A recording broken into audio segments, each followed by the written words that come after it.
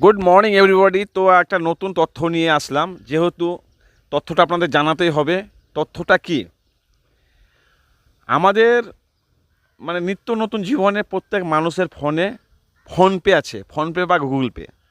তা বেশিরভাগ অনেকে এখন যেহেতু ইয়াং এবং মডার্ন জেনারেশান, তো প্রায় সবারই মোবাইলে ফোনপে আছে। তো যেহেতু এখন আইপিএল চলছে বা কিছু ফেসবুকে দেখতে পাবেন এইচডি এন্টারটেনমেন্ট অ্যাপস, তার মধ্যে কুকু পড়ে, আপনার শর্ট টিভি পড়ে।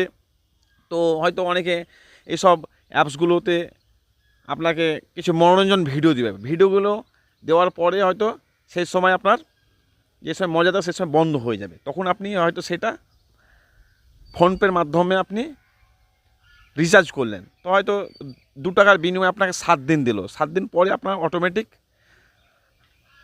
বন্ধ হয়ে যাবে। তখন আপনার কিন্তু সেটা সেক্ষেত্রে বন্ধ হবে না, সেক্ষেত্রে আপনার সেটা অটো প্লে করা থাকবে, অটো ফোনপে। তাও প্রত্যেক মানুষের উদ্দেশ্যে আমার বলা, যাদের ফোনপে আছে যে কোনো অ্যাপ যখনই রিচার্জ করবেন, যে কোনো টাকা দিয়ে রিচার্জ করবেন, কারণ টাকা মানুষের অনেক মূল্যবান সম্পত্তি।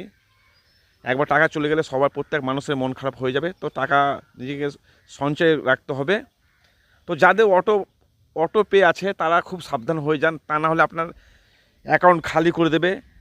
জিও হটস্টারে এই অটো পেটা করা আছে, বা কুকু টিভি, শর্ট টিভি, এইসবগুলো নিয়ে আপনার অটো প্লে করা আছে। আপনার 7 দিন পার হয়ে যাবে, তখন অটোমেটিক আপনার টাকা কেটে নেবে।